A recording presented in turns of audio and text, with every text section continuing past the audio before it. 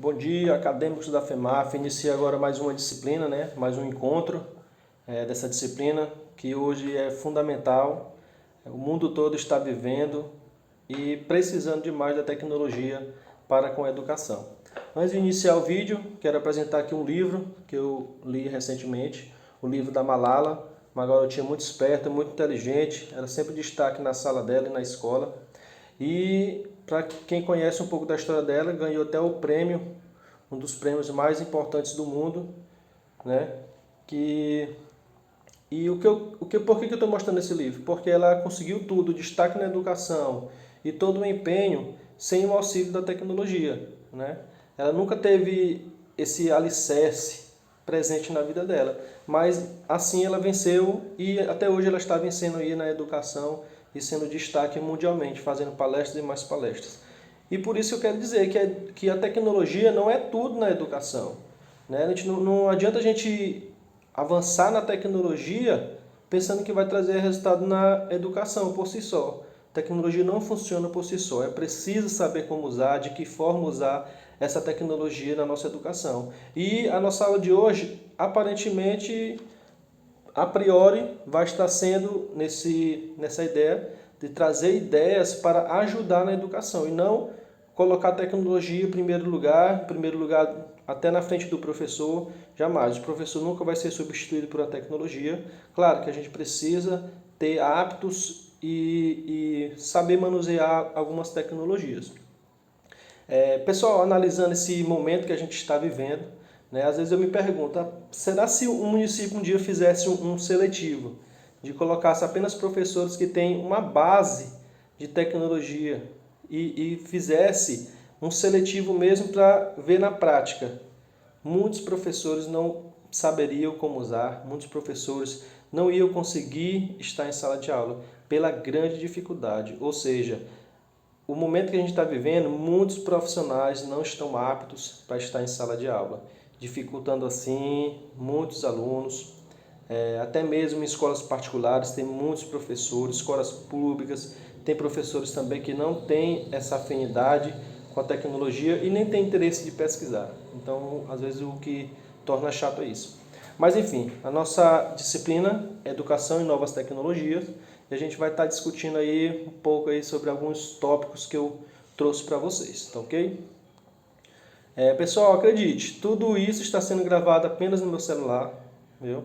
Então, são ferramentas que a gente está utilizando aqui para trazer conteúdo de qualidade aqui para vocês, tá ok? Primeiramente eu vou trazendo um vídeo, talvez o vídeo que vocês conhecem demais, aqueles que ainda não viram vão estar vendo, certo? Que é preciso a gente fazer uma reflexão sobre isso. Então vamos lá.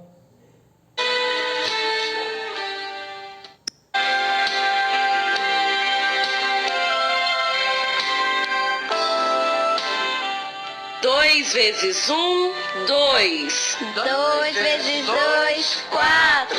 2 vezes 3, 6. 2 vezes 4, 8. 2 vezes 5, 10. 2 vezes 6, 12. 2 vezes 7, 14. 2 vezes 8, 16. 2 vezes 9, 18. 2 vezes 10, 20. Prezada professora, é com satisfação que eu lhe informo. A partir de hoje, a sua escola será moderna. Faremos uma transformação, professor. Vamos instalar novos equipamentos para permitir que a escola possa ser moderna, ou seja, uma escola do futuro. As novas tecnologias podem proporcionar uma educação por excelência.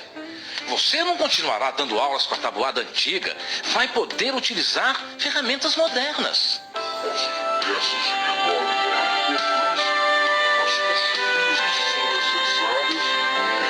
Vamos ver o resultado.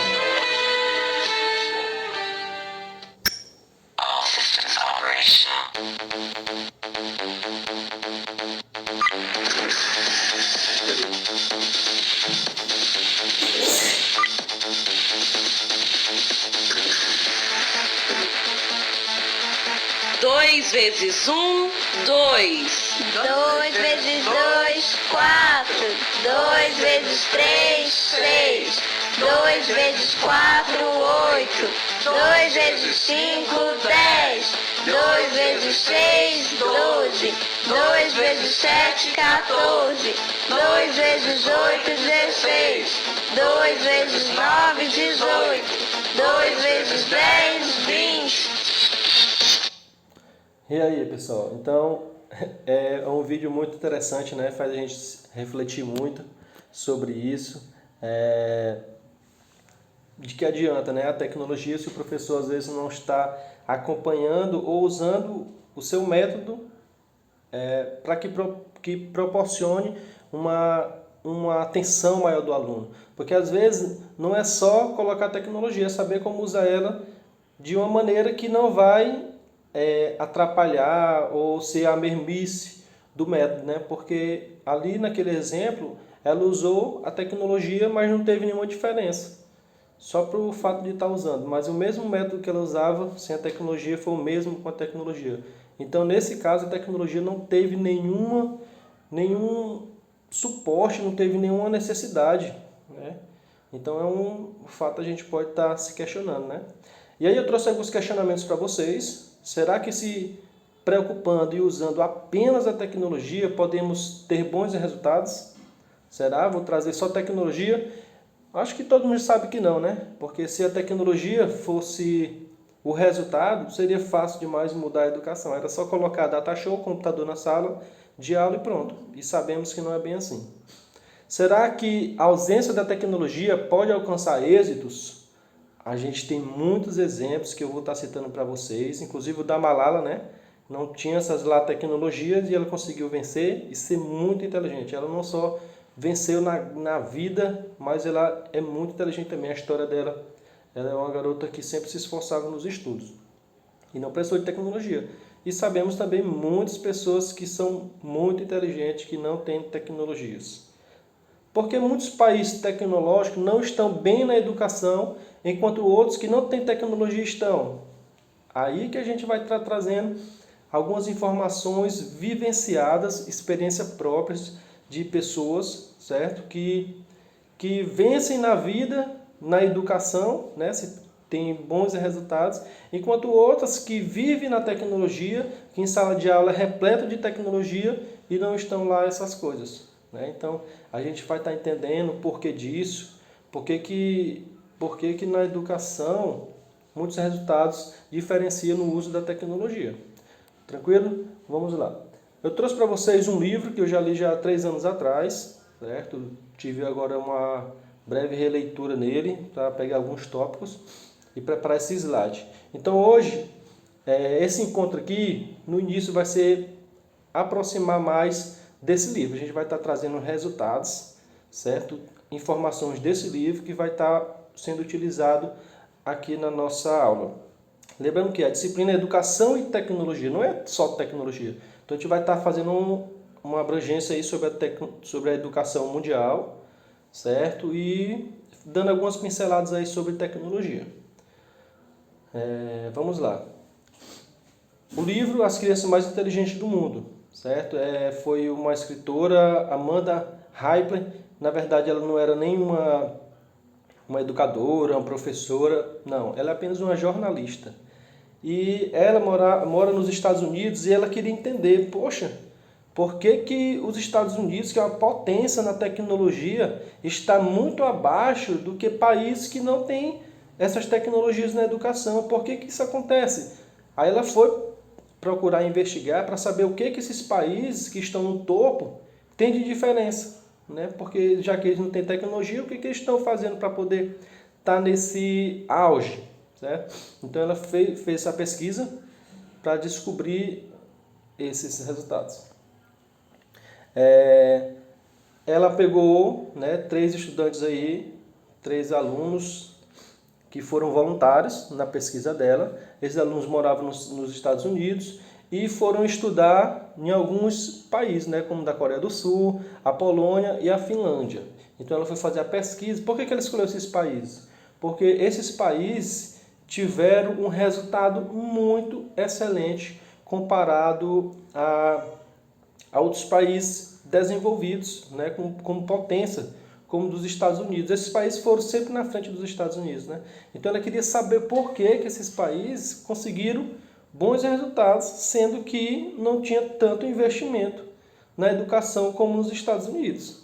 Então ela conseguiu o contato dessas pessoas, fez uma pesquisa, foi lá vivenciar, e esses alunos conseguiram informar para ela como acontece a educação nesses países. Então a gente vai estar entendendo cada um desses 3 alunos, como aconteciam nesses países a educação. Então vamos lá. Os estudos sobre a educação e desempenho dos países, exames externos, eram abstratos e muito subjetivos. Pergunta inicial. Por que a Finlândia alcançou o primeiro lugar no ranking? Por que o desempenho dos Estados Unidos foi tão inferior a diversos países? A gente vai entender.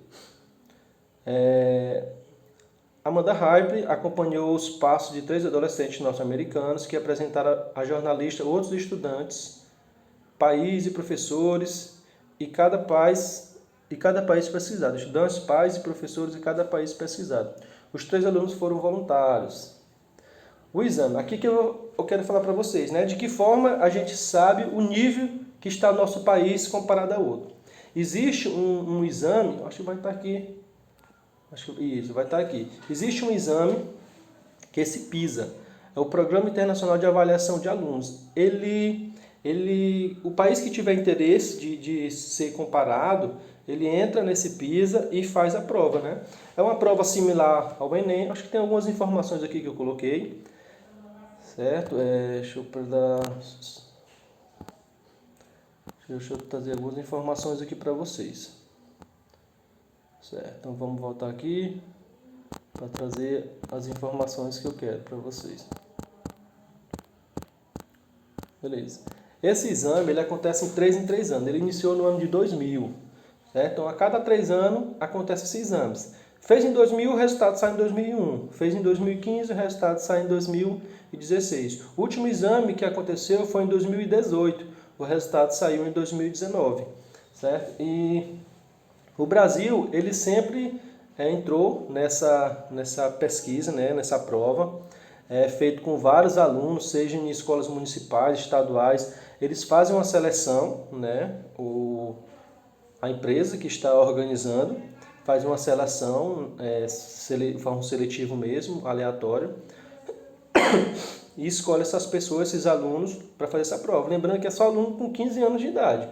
Eles escolhem esses alunos, faz a prova, muitos participantes, não é 2, 3 não, são milhares de participantes que vão fazer essa prova.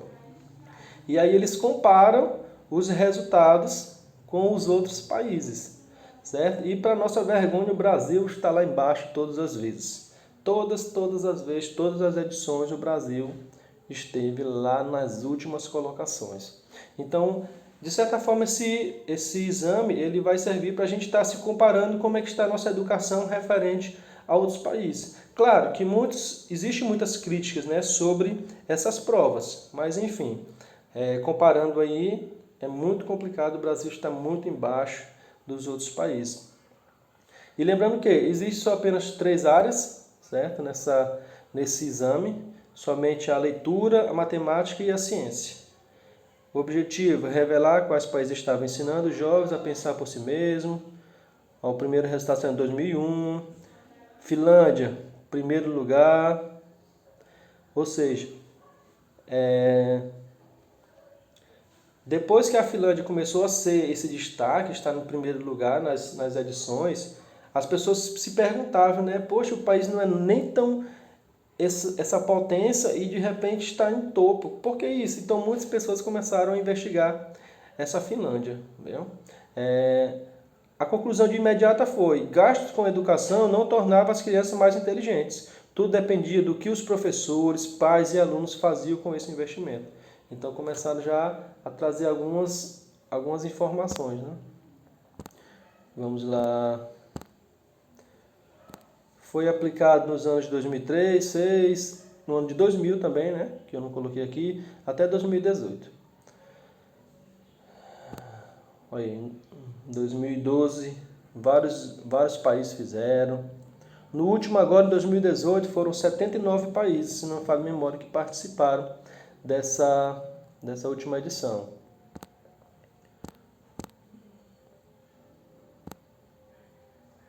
Olha aí, ó, 61 questões de matemática, leitura e ciência. 3 categorias. Aqui são alguns modelos que ela pesquisou, né? O modelo da Finlândia, que é um modelo utópico, o da panela de pressão da Coreia do Sul e a da mutação da Polônia. Enfim, analisando os 3 modelos, agora a gente vai entender a vida desses alunos, tá ok? Já tem 15 minutos, acho que vai dar tempo. Vamos lá. O Kim é um morador lá da Finlândia, né, que foi para a Finlândia. A Finlândia tinha as crianças mais inteligentes do mundo, que ser professor era uma profissão de prestígio no país, que toda criança e todo adolescente recebia uma educação decente, independente de quantia e dinheiro que seus pais ganhavam. Kim foi para o intercâmbio por meio de doações e venda de objetos. De modo geral, todos os alunos são estudiosos.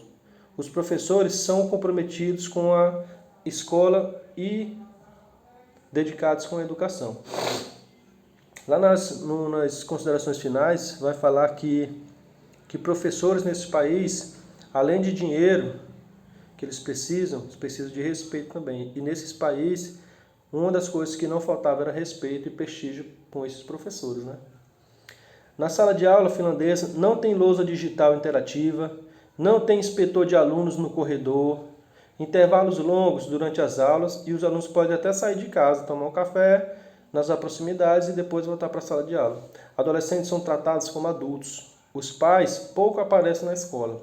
Os estudantes entendem como normalidade que receber uma boa educação é a única maneira de ir para a faculdade e conseguir um bom emprego. Aqui a gente já pode... Eu tenho certeza que quando vocês já estão lendo esses slides, vocês já estão tentando fazer a comparação no Brasil, né? Como a cultura é muito diferenciada no Brasil. E aí muitas pessoas pensam assim, vamos trazer a educação da Finlândia para o Brasil, que vai dar certo. Infelizmente não tem como, porque a cultura é muito diferente, né? A ideia de educação na Finlândia é muito diferente no Brasil. Então, a gente vê na prática aí como acontece, como é que os alunos ficam em sala de aula e nem precisa de lá tecnologias. Cada um se esforça por si só.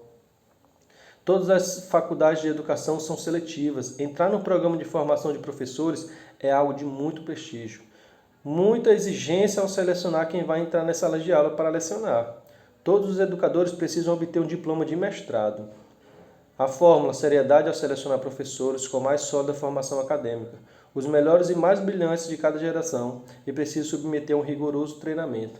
Ou seja, como é que é comparado no Brasil aqui de novo? Vamos comparar. Como é que é feita a seleção de professores nas escolas? Né? Você já sabe como é, que é uma pura levantamento de bandeira, em muitos casos. Claro que tem os seletivados, claro que tem os contratados que são muito bons, mas muitos professores estão na escola sem capacidades. Sabemos disso.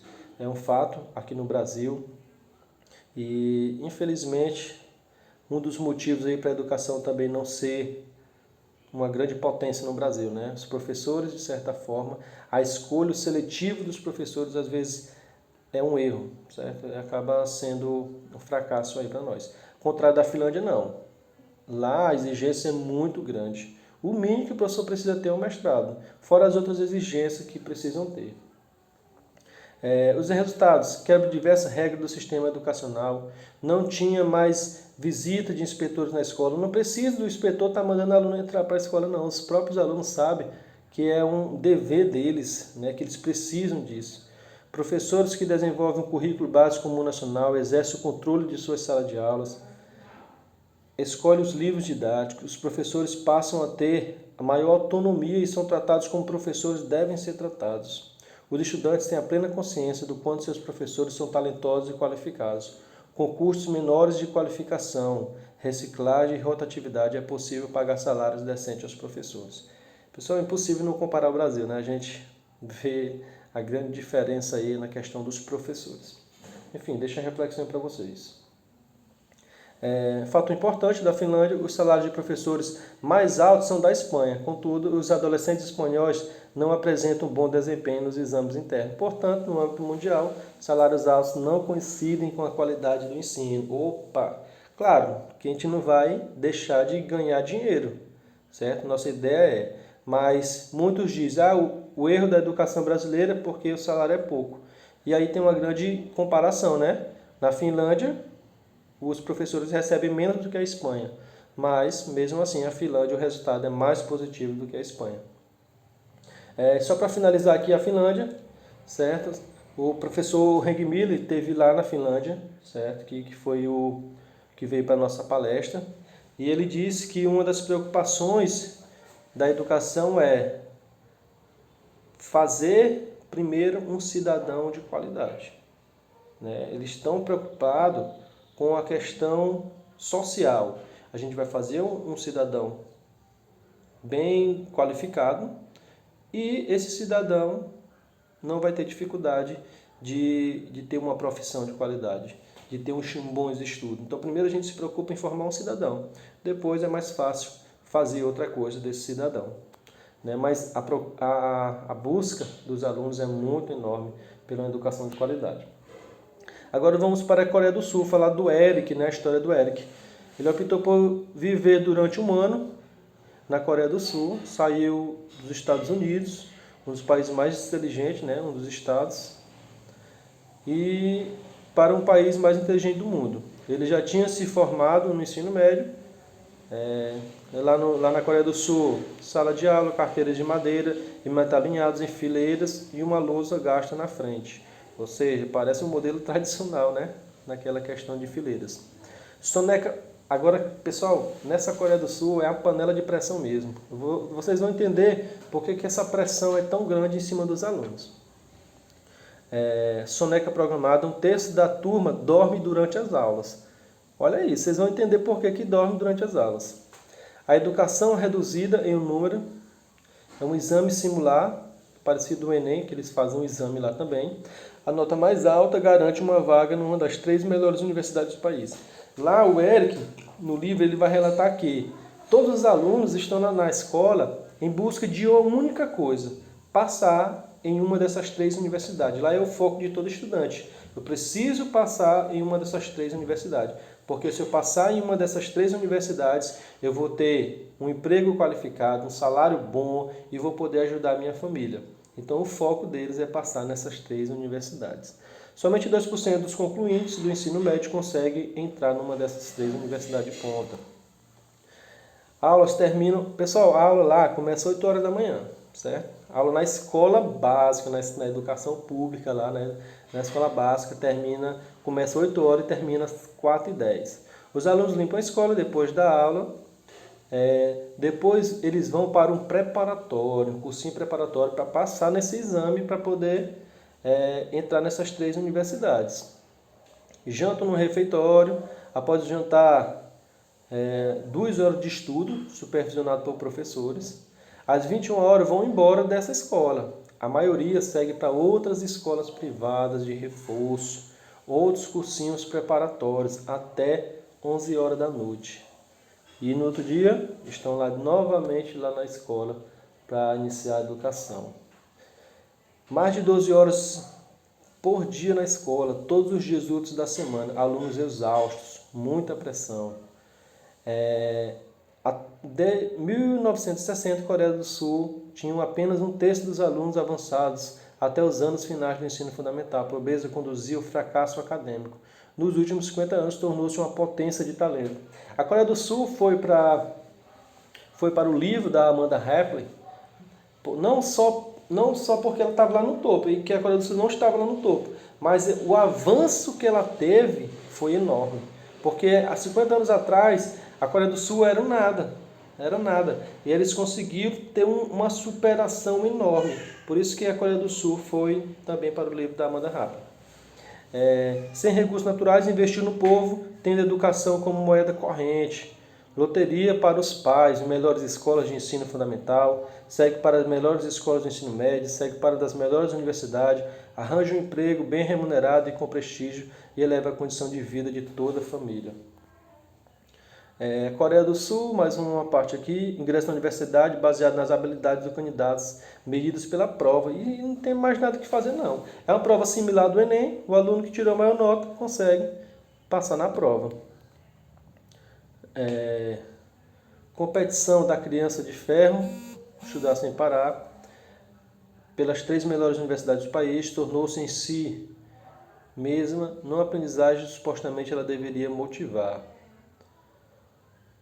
A motivação das crianças e adolescentes explicava as notas da Coreia do Sul, mais que o currículo escolar. Pessoal, essa pressão não era os pais para os alunos, não era os professores para os alunos, não era o governo, a questão organizacional do Estado, do país, que dava essa pressão nas crianças. Não. As crianças, por si só, tinham essa pressão. Eles queriam ser o melhor. Eles queriam passar nessas universidades. Então, eles mesmos buscavam. A cobrança era deles. Então, assim, a gente vê que, mesmo na juventude, tinha essa procura imensa. Os alunos, por si só, cobravam por si mesmos. E aí tinha grandes resultados, né? Selecionar os candidatos a partir de outros critérios, além das notas do exame vestibular, surgiram novos hangouts para ajudar os estudantes e a pressão continuava. As famílias sentiam um fardo de pressão de pagar pelo estudo dos filhos nesse hangouts, que é tipo um negócio imobiliário para o preparatório. Está bem falando embaixo, certo? Foi criado um novo sistema de avaliação dos professores do ensino médio pelos alunos e pais, docentes mais qualificados em sala de aula. Resultado, diminuíram mais os gastos. Então, assim, a Coreia do Sul foi motivado pela essa busca e foi uma pressão que todos queriam resultado.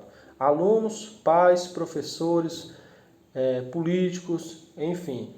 E teve resultado, porque todos se empenharam por si. Aqui no Brasil, se a gente for ver, é um pai brigando para o aluno entrar na escola, é um professor querendo ensinar o aluno e os alunos não querem, né?